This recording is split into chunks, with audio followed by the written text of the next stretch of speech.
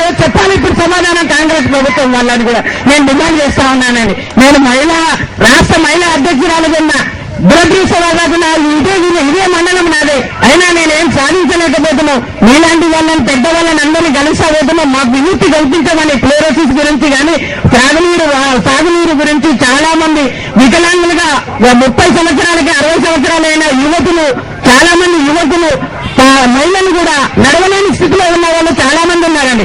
వాళ్ళ ఫ్లోరోసిస్ బాధితులను తప్పకుండా ఒక ప్రత్యేక కోటా కింద పెట్టి వికలాంగుల పెన్షన్స్ కేటాయించాలని చాలా సార్లు డిమాండ్ చేశాము.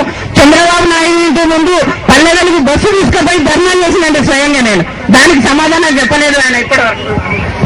స్పీకర్ గారి గురించి ఈ దిక్క టీవీలో ఉన్న వేయండి, న్యూస్ రాయండి, కనీసం అప్పుడైనా స్పీకర్ గారికి ఏమైనా కొంత లైట్ ఎదుగుతుందేమో చూద్దాం. జగనన్న ముఖ్యమంత్రి అయిన తర్వాత బండి ఎత్తిపోతల ప్రాజెక్టు కూడా పూర్తి చేయడం జరుగుతుందమ్మా. దీన్ని తప్పకుండా మీ పక్షాన్ని నిలబడతారు, మీరు ధైర్యంగా ఉండండి. ఇంకా ఎవరైనా మాట్లాడతారా? కరెంటు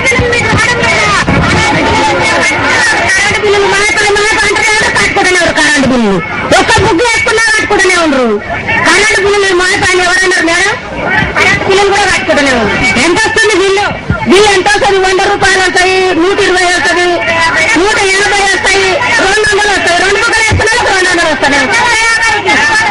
100 రూపాయలు వచ్చాయి 300 వస్తుంది మేడం. మాకు ఇంతకుముందు 100 రూపాయలు వచ్చేది ఇప్పుడు 300 రూపాయలు వస్తుంది.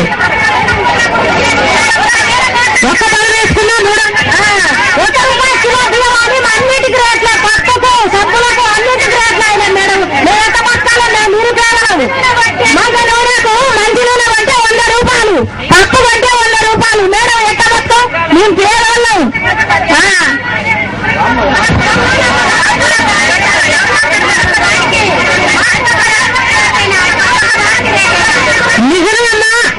నిజంగా చాలా రేట్లు పెరిగిపోయినాయి.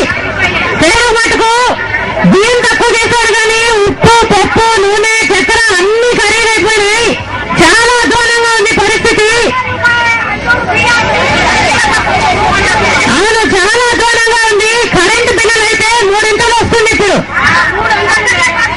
ఒక్క బల వేసుకున్నా కానీ 300 రూపాయలు వస్తుంది. ఎవరికైనా ఎంత బిల్లు కట్టేవారికైనా కరెంటు బిల్లు ఇప్పుడు 2 3 ఎక్కువ అయ్యి సర్చార్జీల మీద సర్చార్జీలు వేసుకొని మరీ ఇస్తున్నారు.